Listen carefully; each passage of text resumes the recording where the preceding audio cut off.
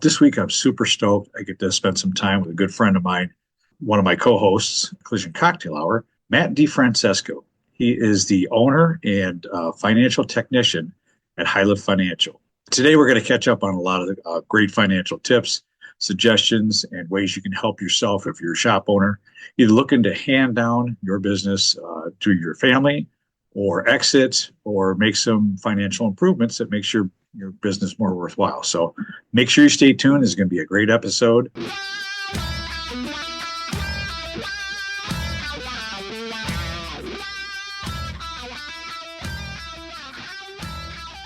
Welcome to the MindWrench Podcast with your host, Rick Sellover, where minor adjustments produce major improvements in mindset, personal growth, and success. This is the place to be every Monday, where we make small improvements and take positive actions in our business and personal lives that will make a major impact in our success, next level growth, and quality of life. Hey, what's up, everybody? Welcome to the MindWrench Podcast. I'm your host, Rick Sellover. Thanks so much for stopping in. If you're a returning listener and haven't done so already, please take a minute and click the follow or subscribe button and then rate and review the show. When you rate and review the show, the algorithms for Apple, Spotify, Google Podcasts, iHeartRadio, Amazon Music, and all the other platforms will see that it's valuable and show it to more people that have never seen it before. And hopefully it can help them too. I would really appreciate your help sharing this word with your friends and family as well. And if you're a brand new listener, welcome. I hope you find something of value here that helps you in your personal or professional life as well. Please make sure to click the subscribe or follow button so you never miss another episode. Hey, welcome back, everybody, to the MindWrench Podcast. I'm your host, Rick Sellover. Thanks so much for stopping by and spending some time with me today. Today, I'm super stoked. I got one of my buddies on, very good friend of mine, fellow podcaster like myself, and he's one of my co-hosts on the Collision Cocktail Hour. So Matt DiFrancesco, he is the owner and financial technician of HighLift Financial. And he's also the founder and host of the Your Business, Your Life podcast. So we got lots to talk about today. Like I said, I'm super happy that he's on with me today. And Matt, welcome to the show. Hey, thanks, Rick. I'm glad to be on here. So I'm looking forward to our conversation. Absolutely. So just a quick review. So, Matt and I, we first met in 2021. I had recently started a podcast. His was fairly new as well. And he reached out to me because he was interested at that time in getting more into the collision side of business.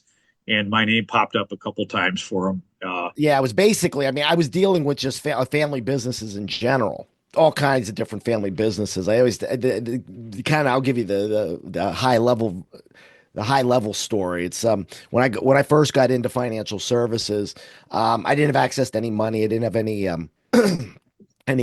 rich family, rich friends, anything like that. So I basically had to kind of grind it. And I knew two things. I knew municipal bonds, and I knew and I learned 401ks. So that's what I spent my time doing. I spent all day calling family businesses. Do you have a retirement plan? Do you know the tax benefits of it? You don't, or you do have one. What's the last time you had it reviewed? And I was selling these plans. So what happened was I got a collision shop owner, who referred me to another one. And I really just started doing a deeper dive into the industry. And I really liked the demographic. I liked the people in it. And I just decided to go whole hog into just the collision industry. So that's basically how I got involved in it. Okay, great. It's a unique industry, but there's so many good people, and there's so many people that need help on the financial side. So it's a great fit for you. I know since we first started talking that your business has grown through the collision industry, and now you're at the point where you're doing speaking events, which is fantastic. So you're getting in front of more larger groups of collision shop owners. And I'm telling you, folks, Matt has made a great impact on my life. And I know he's making an impact on those other lives out there, because there's some of this stuff that, I spent my whole life in collision shops, and most of these shop owners had no idea on the financial end of the business really what to do, or, best moves, best tax advantages, how to get in and out of buying a shop or selling a shop, passing it down to their kids or grandkids or whatever. So there's a lot of financial information there that's just that block was missing. And Matt has been doing a great job providing that for these shop owners. Wouldn't you say, Matt? Yes, I think the biggest thing, and this is, I mean, it's interesting. I mean, it's typical of collision shops, but I think it happens in every business. You invest so much time and money in your business, and then all of a sudden it's you get to a point where it's like, okay, I start looking at the next chapter and nobody knows where to go. And there's so much misinformation that's out there that they really just don't get the guidance. And it's actually interesting because I just submitted an article for Body Shop Business about why DIY exit plans don't work. And I see this a lot of times where shop owners looking at, transitioning the business to kids or to a key employee, or they're like, I don't have anybody, I'm going to sell it to a third party. And all of a sudden they just get stuck. All right. And either they never get out of that revolving 5-year exit window, or they do something rash and then end up regretting it 12, 24 months down the road. So really what my goal is with clients, and especially with collision shop owners, is first off to help them identify what they want that next chapter of their life to look like. Okay. So, and I really equate it to a GPS. So if you're going to go on a trip, Rick, first thing you're going to put in is where you want to go, right? Absolutely. Okay. So we figure out where we want to go. So we develop that vision. But then the second thing that the GPS is going to ask you is, where are you starting from, right? So then we got to figure out where they're starting from. And typically what happens is we're going to find that there's a gap in there. Mm-hmm. So now it's about, okay, how do we address the gap to get you to that endpoint? And so now we can create a roadmap out of it. And that's really what I do with these collision shop owners, is really help them to identify where they want to go, figure out where are you now, are they going to match up? And if not, then what do we need to do to get to that endpoint? Okay, that makes sense. So I was looking on your website recently, and it says you're the only certified exit planner in this industry currently. Is that still true? Yes, there's no other, there's only about 130, but maybe 140 of us in the world, certified exit planners. Okay. That's awesome. Yeah, I'm the only one that focuses specifically in the collision industry. Yes. Okay. I think that's a good fact for people to know. So Matt not only knows his stuff, he knows it to the level of, he's actually been certified to help shops exit their business. So in many different forms. So I'm also going to refer to him as the GPS of the exit plan. So because everybody's going to need it. So that's right. That's exactly right. Yeah.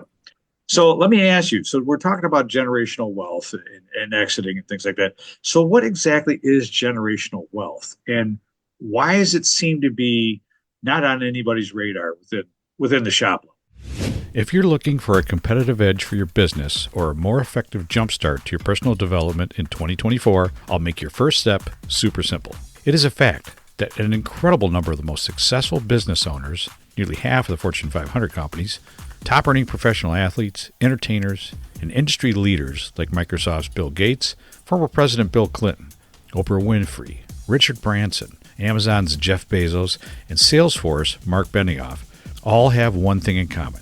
They all have at least one coach, and some have several, that they work with on a consistent basis. Someone that helps guide, mentor, and support them, challenge them, help them set and achieve goals that move them forward, and then hold them accountable to follow through, driving personal and professional growth. Working with a coach has many substantial benefits. Just for an example, 80% of coaching clients report improved self-esteem or self-confidence thanks to coaching. 99% of individuals and companies that hire a coach report being very satisfied, and 96% would do it again. If deep down, you know it's time to make those improvements in your business, your personal life that you've kicked down the road year after year, if you're tired of knowing there's a better version of you waiting to shine, but unsure of how to bring that version to light, if you're tired of wanting to enjoy a more successful business, but not sure how to start, and if you don't want to go another 12 months without better results, but you don't want to go it alone, then take the first step. It's super simple. Sometimes talking to the right person can make all the difference. Go to www.rickslover.com/contact, and I'll set you up with a free consultation call with me to see if one-on-one coaching is right for you. Well, I think first off, what does generational wealth mean? Generational wealth is being able to take what you've built and create an ongoing legacy, not just for your generation, but for the next generation and all the generations after. Um, it's really it's really the model of, you look like the Rockefellers, the Vanderbilts, a lot of the old time, the Carnegies, the old time industrial wealth.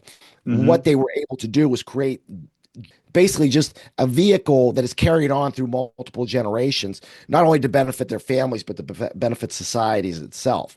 Well, that could be done on a smaller scale too. And I think nobody realizes, they think that you've got to have multi millions and billions to be able to do something like this. Right. So it's really about creating an awareness about what are the possibilities that are out there. Okay. The second thing is that I just don't think it's ever been approached. I don't think people have been educated on what they can really do with their lives. Most of the time, most of us go through life, we just kind of hunker down, we grind, we do our thing. And then what? We don't know, because nobody's ever really educated us on what we need to do. That's what I really feel my role is. Why do I do speaking engagements? I do it to try to educate people, say, these are the possibilities for your life. Okay. Right. Why do I write articles in the industry publications? Because I want to educate people. This is what's possible. And so all of a sudden people start to see the possibilities, now their world opens up. They can make something that's much bigger than themselves. It's not just a collision shop. It can become a legacy.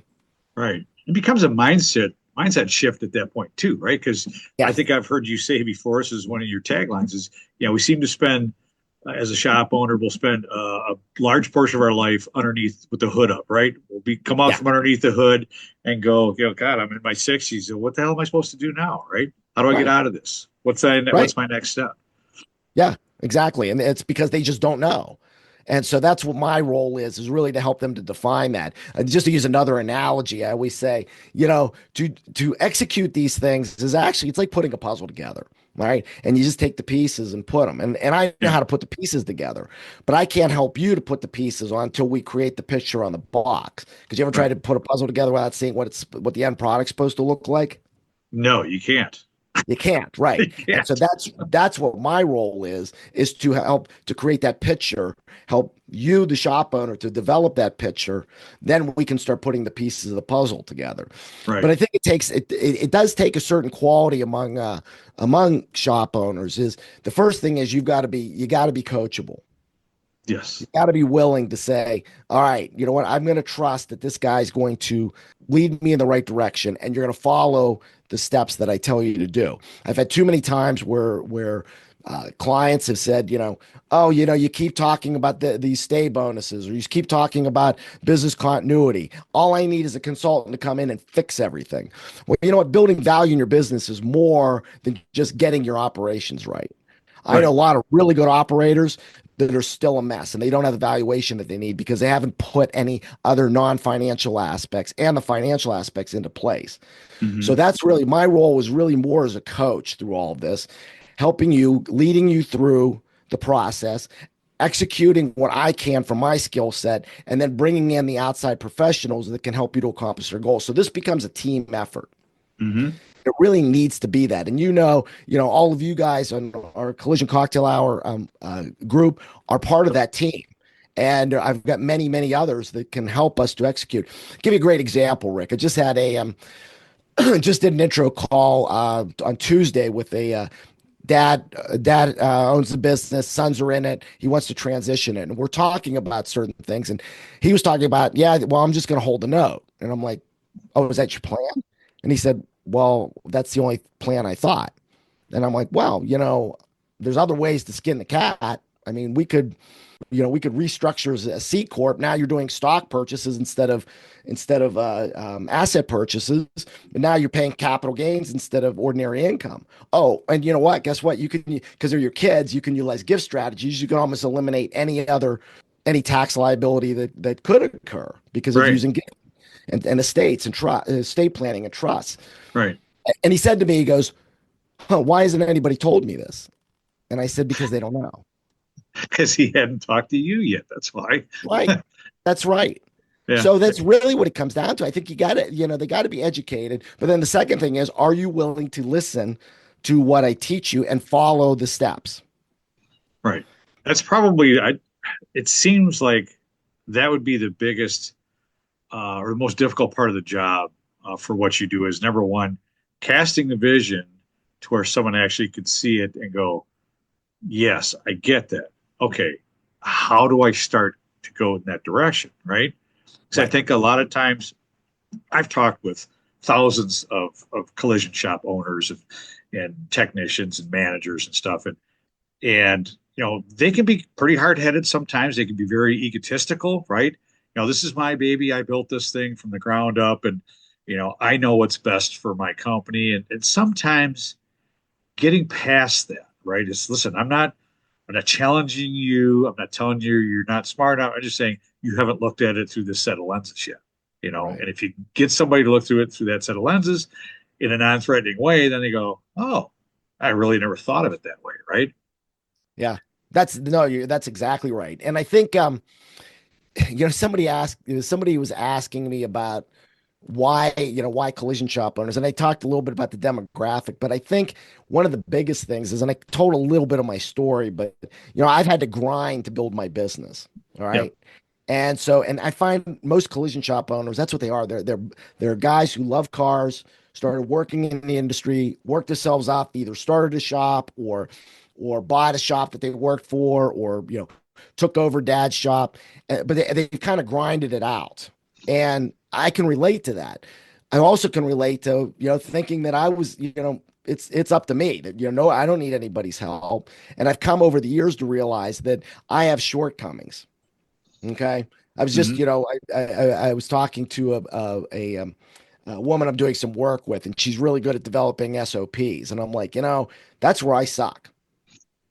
All right. So I'm hiring people now to help me develop standard operating procedures so that now workflows can work much more fluidly.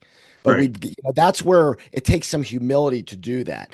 And I guess, what I tell shop owners is that, look, would you rather be right or rich? Yeah, exactly. It's similar. Mike Anderson's got a tagline very similar to that. It says, do you want to be happy, or do you want to be right?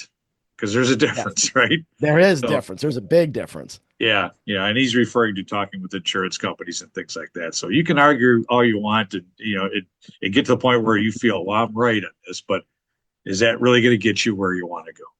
That's exactly right. That's the bottom line. Well, I'm glad there's someone like you out there right now doing the things that you're doing.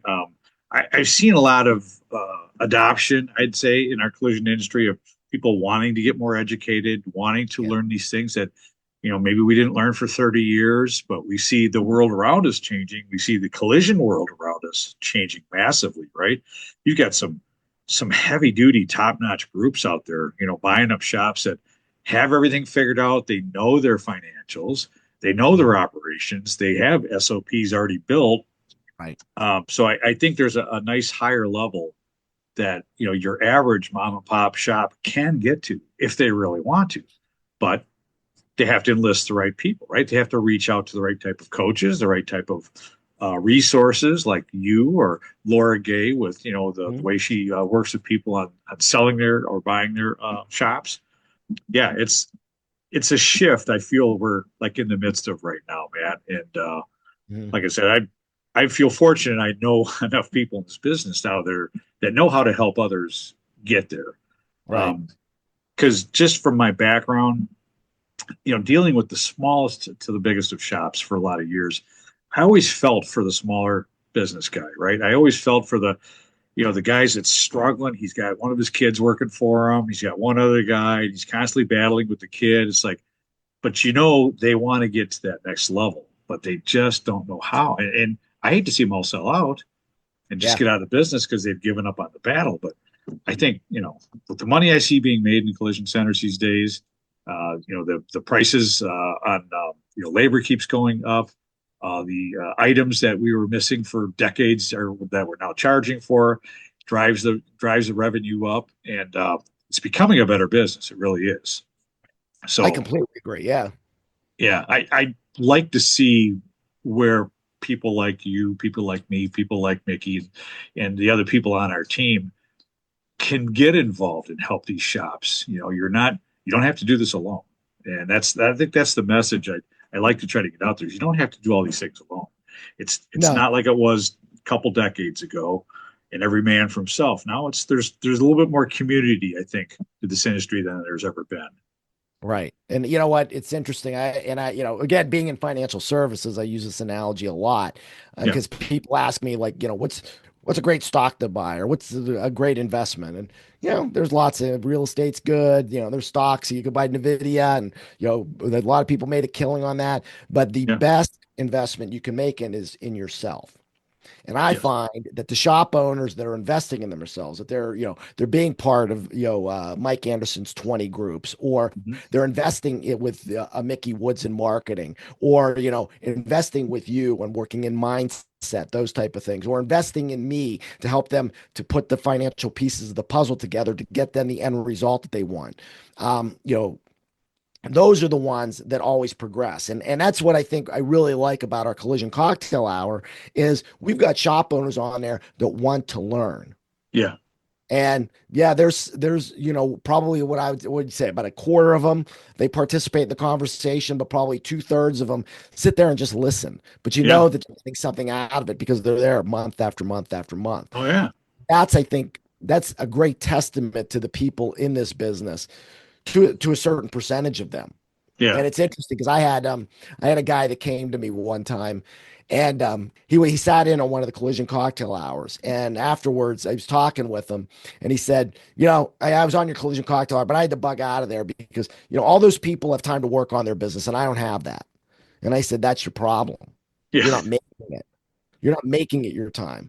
We have to, and my coach teaches us all the time, and I teach this to my clients, that there's 3 types of time we need to invest in. We got a tactical time. Tactical is when we're working in the business. That's when we're doing our thing. All right. Mhm. But then we've got to invest time in strategic, which is working on the business. And we have to literally dedicate time, put that into our calendar and say, look, I need to do this. And if you're in a position where you can't do that, then that's really your first step, is that we need to find the people, buy your time back, that can allow us to take more strategic time. All right. Right. And then the third one is renewal time. And renewal time is really, that's time we need to just get away from the business, because I find when I get away from the business, that's when my greatest breakthroughs come in, because I'm not working in the day to day. Yeah. Right. And when you're at the beach, or you're, on a hunting trip out in the Rockies, or you're, riding motorcycles on the Hatfield McCoy Trail, that's when you have your breakthroughs. And so Yeah. you've got to work yourself into that position. And if you're not in that position, then that tells us here's what our first steps are. Absolutely. I'm 100% on that. I find my best thinking time is when I'm not, in the whirlwind of work and all the things that I do, is when I'm out on a walk, or sitting on a beach. And, God, I always like to, I have my phone with me no matter where I go, obviously, like every other person in the world, but Right. I usually take notes. So I'll have things come to me. Oh, I should, maybe it's a podcast episode I want to do, or maybe it's a thought for work, or maybe it's just something I need for my own self. Oh, if I started doing this, I think that's would be a good idea for me.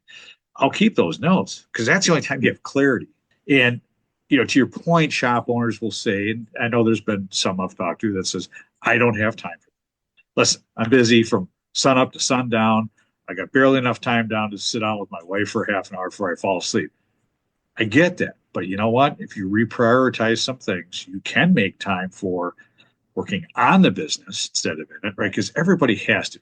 You look at every top performer that goes to, a Mike Anderson, his Spartan 300 group, right? And this isn't a promo for the Spartan 300 group, but I'm saying these are all guys that are serious and gals that are serious about their business. They dedicate the time to go out of town, spend a couple days with a bunch of other business shop owners going over things that, are important, but they make that time, and it makes them more successful, right? Yeah. And they also invest in the time, like you said, to just tune it down a little bit, get the hell out of the shop for a little bit, get away from everything for a little bit, and have that me time to, rejuvenate and let your body, heal up a little bit from the scars of working every day. It's absolutely needed. It really is absolutely needed. I found that in my own life. When I started doing those things, like, wow, life gets better and better when you do that. It really does. Exactly. There's no doubt. And it's interesting as you're talking about that. Funny story. I had a client that came to me one time and says, hey, Matt, look, I've got no kids. I don't have, so I've got no succession plan there. None of my key employees are interested. I want to sell to third party. Mm-hmm. So I said, all right. So we started going through the process, and I actually introduced him to Laura. And so she did evaluation, and we kind of looked at everything. We were matching up the numbers, and he's part of Mike Anderson's Spartan group. Okay. And so it's financially really good.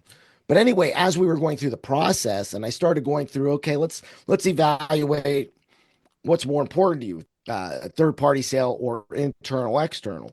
And he started to realize that if he didn't have to be there 60 hours a week, he could live. If I could be more of an absentee owner, why would not? Having the name on my shop is important to me because I couldn't drive by it and see, one of the consolidators' names on there. Right. Okay. Yeah, I'd like to provide more for my key employees and maybe give them a little bit of an equity share in the shop. Mm-hmm. And so all of a sudden his thinking shifted because he started to realize what was really important to him. And I think that's a danger. And Laura and I, that's why I think we work well together, because she a lot of times will bring me on the front end to help them to define this vision. Then if a third party sale is it, she goes and negotiates that, and then I come in on the back end to structure those assets to help them create that multi-generational legacy. Right. So on the third party end, but also on the internal end, the internal sale, whether it's a children or key employees, that can be another very fulfilling thing. And there's some owners that say, you know what, I do love the business. I just don't want to be grinding it here 40, 50, right. 60 hours a week. Right. Yeah. There's really plenty of options to go at that point. So it really is. It's only the ones that are truly, I've had it, I've done, I can't take one more minute of this. I just want to go fish for the rest of my life. Do you really want, I think about that in my life. Like, do I really want to get to the point where I'm just so freaking burned out that I just got to give up what I do? Yeah. I'd like to have options before that. Yeah. Well, you make the changes earlier, you get the help earlier, you get more people involved in your business that are an asset, right? Then you can get there. You can. Yeah. One of my very first collision client, he's still a client here. This is 10, 11 years later. And, we were initially working on an internal transfer with his two sons. The one son didn't work out. The other son left for a little bit, came back, just went through a lot of these ups and downs. But now what he's realized is that he's about 62 now. And he realizes, you know what, I don't want to completely exit, but I like building my culture. Mm-hmm. So I want to kind of be the 50,000 foot guy, and his younger son and his key employee, he's developing them to do more of the operations. So he can go now live the lifestyle that he wants, but he doesn't have to be detached from the business. Things can evolve that way too. And you can have the best of both worlds, but you got to be willing to plan to do it and then be able to be coached, implement the things that you need to do to get there. Yeah. My message is always, nothing's off table. You have the opportunity to really direct your life in any direction you want. It's just, are you willing to do that? Are you willing to make changes or involve the people? And I like to tell people, I don't care where you are in life, you're not stuck there. You're only stuck there if you let yourself be stuck there and you convince yourself, I can't do anything but what I'm doing right now. So we all have the options to improve and maneuver and grow and all those other things. So. Well, and I think that's a lot of the benefits that you provide these shop owners. Again, so much of it's up here. It is. Everything's up if there. If you don't get the 6 inches right between your ears, you ain't gonna go anywhere. Yeah, doesn't matter how hard you work or how hard you grind or how many employees you have or how many cars you buy or how many houses you have. If you don't fix that, between the ears, and you won't really enjoy any of it. You won't get the fruits of those labors, right? Yeah, exactly. Yeah, I want to switch gears a little bit. So, obviously, I've got a great financial wizard, I believe, on the horn here today. So, Matt, could you give us, for any shop owner, small or large, that probably hasn't gone through any of these things or hasn't enlisted a really good strategist in their business, what are, like I say, the top three financial flubs, if you want to call it, or financial misnomers that we can talk about that would help somebody? If at least they understood these three things, it would get them thinking in the right direction of, hey, let's, Right. what else can I do? Right. Right. So definitely the first one, and it's so funny because it just works out this way. But the first step every shop owner needs to take is putting together what I call business continuity plan. So basically, the business continuity plan is a plan that says, okay, if I die, if I become disabled, if there's a divorce, or if I've got a partner, irreconcilable differences, how do we ensure that the business functions? Either till a successor can take over, or until it can be put into a position for third-party sales. So we want to look at protecting not only the business, but also the owner's family.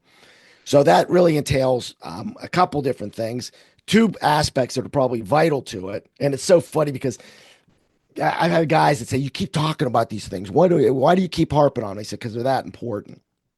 One is what's called business continuity instructions. It's basically a booklet that we help our clients put together that has all the instructions.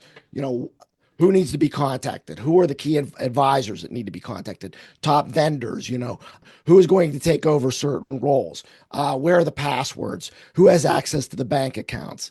Where's the combination to the safe? All these different instructions all in one spot, so that if something happens, a spouse or a key employee can go there and have all the instructions written out for them. The second one is what's called stay bonus programs. And stay bonus programs are basically programs that we develop that for key employees that have vesting schedules on them. So they kind of work like a golden handcuffs type of program, where if they leave, they're going to leave money on the table. So you want to develop these stay bonus programs so it makes that key employee stickier. Because first off, you want to make sure that they leave. What happens a lot of times, if something happens to the owner, and key employees panic and they leave, now all of a sudden the business is screwed.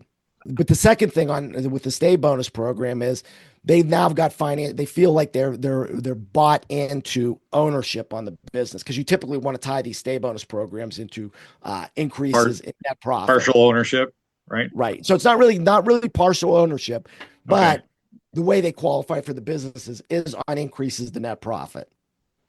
So you kind of get two things there. So I think that's probably the biggest thing that just about every shop owner misses.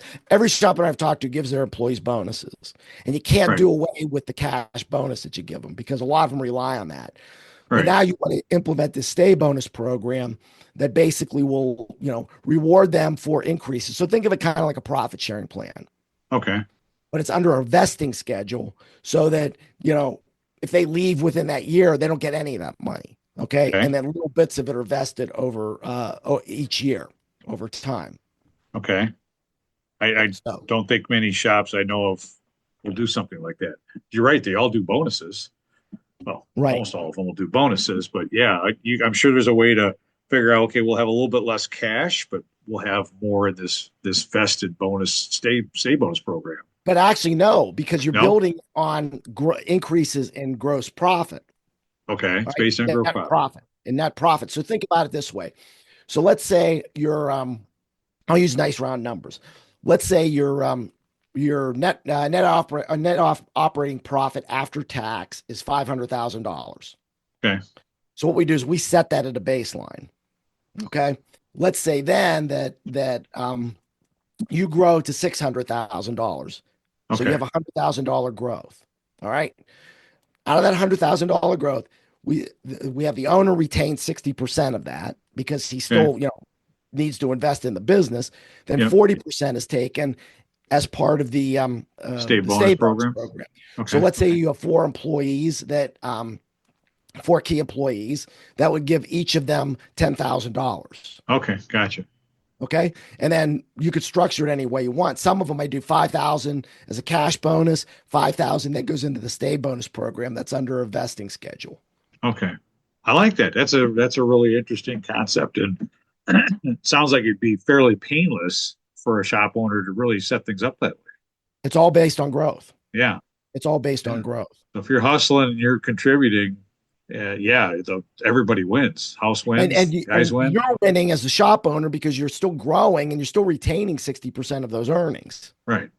Yeah, that's the first one. That's probably the biggest.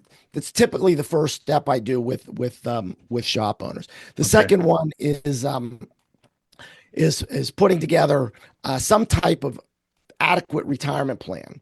Okay. Too many shops I see have simple IRAs. Simple IRAs are good. They're inexpensive, but they don't give you a lot of flexibility as far as how much can be deferred into a plan.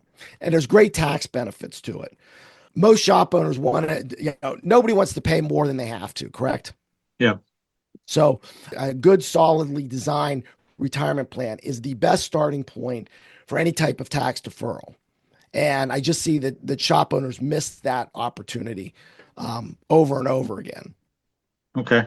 Well, that's good. That's, I wanted a couple good takeaways for those that listen. And those are great takeaways because in a lot of the shops I've dealt with over the past 35 years anyways, I never heard any of those three things mentioned.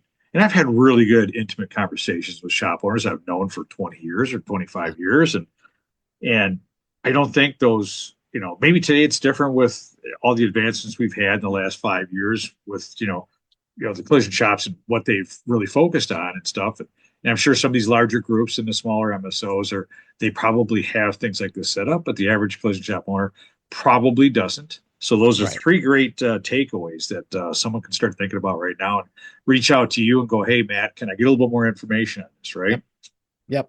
Oh, yeah, no doubt. That's what we're here for. And again, it's really about education. Yeah. Because most people don't know these things. Why? Because they've never been exposed to it. Right. Now, somebody can reach out, schedule just a free consultation call with you, right? Yep. So you can go to my website. It's highliftfinancial.com. Okay. And up on the top right, there's a let's chat button. Now you can get right on my calendar. I give everybody 30 minutes of my time, no charge. And here's the one thing I promise everybody is even if I can't help you, I will get you pointed in the right direction. That's excellent. That you can't ask for more than that, Matt. That's more than fair, right? It's all about providing value. Yep. No, that's great. Well, I'll make sure I put a link for that in the show notes. When I post this. Just a couple more questions. And this has been great financial information. And I know it's tough for you because you're going through dealing with the flu, but I appreciate the hustle and the can-do attitude here. No problem, man. I've noticed that you've been getting a lot more speaking gigs. Yes. I've seen you a couple places, and I know you've got several lined up this year. So if the folks are hitting any of the trade shows, is there a couple that you could share that you'll be at for sure if they want to try to catch you there and maybe listen to some more on what you've been talking about? Yeah, so Northeast is probably that's the one that's coming up. Well, that's in March. Actually, the AASP Illinois show I'm going to be at. That's February 22nd. 22nd, right? Yep. Yeah, I'm going to be actually talking about building value in your shop to exit on your terms, because it's always about preparing ahead of time. Yes. Yeah. So that's that. Yeah. So that's that, and that's in Naperville. Then in March, I'll be at the Northeast show. I'm actually going to be doing a co-presentation. Laura Gay and I are doing it together, kind of walking them through the steps that we talked about from, identifying, your personal vision, your gap, then going through a sale process, and then how the back end works. Okay. At Southeast, that's in May, I think. Late April or May. Yeah. Yeah, that's May. I'm going to be talking about becoming an incidental owner. And an incidental owner is one that is not where the business is not dependent on them anymore, and how to become that. Okay. And then we're looking at ABAT, that's in September, possibly Shop Expo, which is in June. And actually just got an email from Josh Kent about the Tennessee show. So he just asked me to get a speaking request there. So excellent. Yeah, that's great. And how do you like doing that? Because you didn't do that before. This is relatively new within the past year and a half, right? So how do you like that? I love it. I love being in front of people. I just like people, and I like interacting with them, and I like educating them. I think that's probably the biggest thing. I just find it as a good vehicle to be able to help them to get to where they want to go and make them aware that there are possibilities that are out there. That's awesome, man. And that's probably one of the things we share a passion about is just helping Yep. educate people, giving back, taking some of the things we've learned and share that with others that don't know it yet. So that's awesome. I will see Yeah. you out at AASP in Illinois. So I am planning on heading out there next month. And then, of course, I'll see you on so the Collision Cocktail Hour, I know Matt mentioned it a couple times. So that's something that there's four of us now that co-host. Is it four or five? Five. Five, yeah. Yeah, so there's five of us now. Clay had dropped off, but so every third Wednesday of the month, 8 p.m. Eastern time, we have an hour-long Zoom call, and we'll get anywhere from 30 to 70 shops get on there. And it's just a free exchange of, we'll share a topic for the night, and then usually it'll evolve into something else, or it may just go the whole hour. Sometimes it goes an hour and a half.